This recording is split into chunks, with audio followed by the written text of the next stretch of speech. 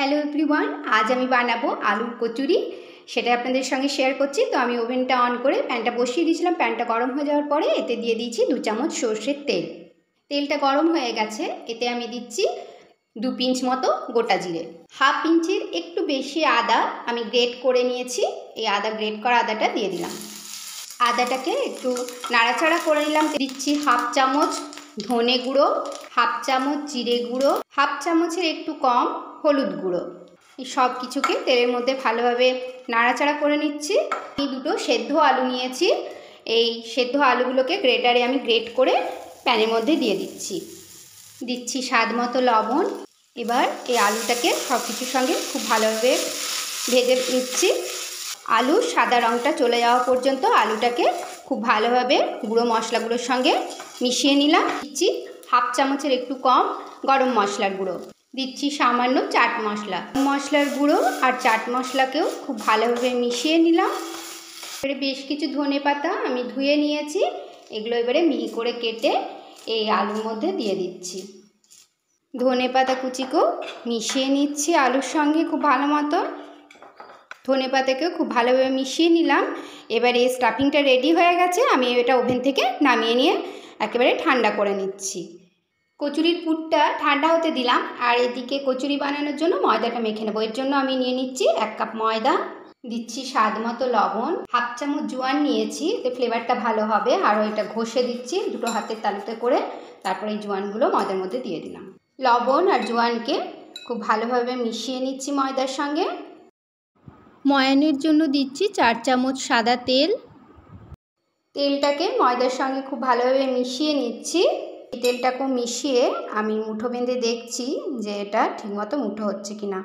এবারে দেখুন একেবারে পারফেক্ট মুঠো হয়েছে, মানে পারফেক্ট মতো ময়ানটা দেওয়া হয়েছে। ময়ানটা ঠিকমতো হয়ে গেছে। এবারে আমি খুব কম কম করে জল দিয়ে একটা ডো তৈরি করব। তবে যেহেতু পুর ভরা হচ্ছে, যে কোনো পরোটা বা কচুরিতে যদি আমরা পুর ভরা বানাতে চাই, তাহলে আমাদের সব সময় এই যে ডোটা তৈরি করব সেটা একটু সফট হতে হবে। একটা সফট ডো আমি রেডি করে নিলাম। ডোয়ের ওপর পোর্শনটা যাতে না ড্রাই হয়ে যায় তার জন্য সাদা তেল মাখিয়ে দিলাম। তারপর আমি 5 থেকে 7 মিনিট একটা ঢাকা দিয়ে এটাকে রেস্টে রেখে দিলাম।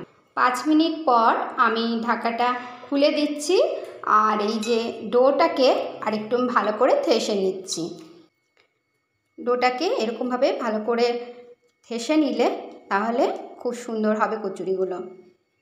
এবারে এর থেকে আমি ছোট ছোট লেচি কেটে নেব।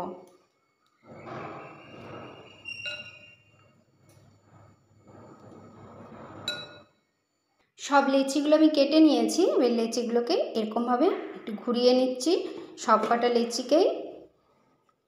এবারে এগুলোর থেকে একটা নিলাম, বাকিগুলো ঢাকা নিয়ে নিলাম। আর যে পুরটা আমি ঠান্ডা হতে দিয়েছিলাম এটা ঠান্ডা হয়ে গেছে। এবারে দেখুন এরকমভাবে আমি বাটির মতো করে নেব। তো সাইডগুলোর থেকে এরকমভাবে টেনে টেনে নেব, আর মাঝখানটা একটু মোটা থাকবে, সাইডগুলো পাতলা হয়ে যাচ্ছে। তো ঠিক এরকম একটা বাটির শেপ দিয়ে দিচ্ছি। এবার এই বাটির মধ্যে আমি একটুখানি পুর নিয়ে দিয়ে দিচ্ছি। এরকমভাবে চামচে নিলে বারবার হাত ধুতে হয় না, তো চামচে করে আমি প্রেস করে পুরটাকে ভেতর দিকে দিয়ে দিলাম। এবারে এই যে সব সাইডের পোর্শনগুলোকে এক জায়গায় জমা করে পুরটাকে ভেতরে ঠেলে দিয়ে আমি এরকমভাবে এটাকে উপরটাকে পেঁচিয়ে দিচ্ছি, আর যাতে ভালোভাবে সিল হয় আর ভাজার সময় যাতে না খুলে যায়। আর এই যে একটুখানি এর টপটা থেকে একটু বাদ দিয়ে দিচ্ছি। এরকমভাবে নিয়ে তারপর এটা আমি এরকমভাবে চাপা দিয়ে দিচ্ছি, চেপে চেপে এটাকে একটু পাতলা করে কচুরির শেপ দিয়ে নিচ্ছি। আরেকটা দেখিয়ে দিচ্ছি। এরকম সাইডগুলো থেকে টেনে টেনে বাটির মতো শেপ দিয়ে দিচ্ছি। এবারে এতে আমি পুরটা দিয়ে দিলাম, আর পুরটাকে একটু চামচে করে ভেতর দিকে চেপে দিচ্ছি। এবারে সাইড থেকে এই সব পুরটা ভেতর দিকে ঠেলে দিয়ে এটাকে এরকমভাবে নিয়ে একটু ঘুরিয়ে এটা সিল করে দেবো। তারপর এই যে ওপরে যে টপ পোর্শনটা আছে এটা একটু বাদ দিয়ে দেবো। তারপর হাতে করে এরকমভাবে ঘুরিয়ে এটাকে চেপে চেপে কচুরির শেপ দিয়ে দেবো। সব কটা কচুরিকে আমি শেপ দিয়ে নিলাম। আমি ওভেনটা অন করে বেশি করে সাদা তেল দিয়ে দিচ্ছি কড়াইয়ে। কড়াইটা গরম হয়ে গেছে আর তেলটার টেম্পারেচার একেবারে মানে লো টু মিডিয়ামে থাকবে, সেই অবস্থাতে আমাদের কচুরিগুলো ভাজতে হবে। তো আমি দেখছি হালকা গরম হয়েছে, এবারে আমি একে একে যে কটা কচুরি কুলোবে সেই কটা দিয়ে দেবো। একেবারে হাই ফ্লেমে দেওয়া যাবে না। এই কচুরিগুলো ভালো হতে গেলে আমাদেরকে লো ফ্লেমে রেখে তেলটা যখন লো টেম্পারেচারে থাকবে তখনই আমাদের কচুরিগুলো দিতে হবে। তো আমার 3টে কচুরি একবারে কুলোলো, আমি 3টে দিলাম। কচুরিগুলো হালকা গরম তেলে দেওয়ার পরে নাড়াচাড়া করা চলবে না। কচুরিগুলো কিন্তু আস্তে আস্তে একটু একটু ফুলছে, অনেকটাই ফুলে গেছে। আমি এবারে কচুরিটাকে উল্টে দিলাম। দেখুন কচুরিটা কতটা ফুলেছে। বাকি কচুরি দুটোকেও আমি উল্টে দিচ্ছি। লো ফ্লেমেই কচুরিগুলোকে উল্টে পাল্টে যেরকম কালার হয় কচুরি বা সিঙ্গারার সেই রকম কালার আসা পর্যন্ত ভেজে নিচ্ছি। কচুরিগুলো কালারটা চলে এসেছে, আমি এবারে এগুলোকে তেল ঝরিয়ে তুলে রাখছি। তেলের মধ্যে দিয়ে দিচ্ছি। এগুলো ভালো করে ভেজে নিচ্ছি। একইভাবে এগুলো এখন আমি নাড়াচাড়া করব না। যখন দেখব নিজের থেকে এগুলো একটু ফুলে উঠেছে তখন এগুলোকে উল্টে পাল্টে ভেজে নেব। কচুরিগুলো একটু ফুলে উঠেছে, এবারে আমি এটার আরেকটা পাশ উল্টে দিচ্ছি।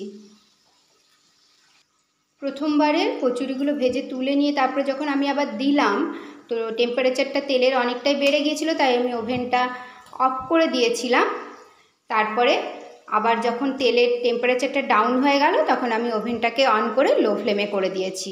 তারপর এই কচুরি দুটোকে উল্টে পাল্টে ভেজে নিচ্ছি। সেকেন্ডবারের কচুরিগুলো দেখুন বেশ ভালো ফুলেছে। এগুলো আমি এবারে তেল ঝরিয়ে তুলে নিয়ে বাকি যে দুটো আছে সেই দুটো একইভাবে ভেজে নিচ্ছি। সব কচুরিগুলো ভেজে তুলে নিয়েছি। এগুলো এখনও গরম আছে। তো প্রথমবারের একটা কচুরি আপনাদের দেখায় যে কতটা মুচমুচে হয়েছে। দেখুন আরেকটা দেখাচ্ছি, এই কচুরিগুলো কতটা খাস্তা হয়েছে দেখুন, আর খেতেও ভীষণ ভালো লাগে। তো আমি ধনেপাতার চাটনি আর টমেটো কেচাপের সঙ্গে এটা সার্ভ করছি। তো দেখুন খুব সহজে বানিয়ে নেওয়া যায় বাড়িতেই এরকম আলুর কচুরি।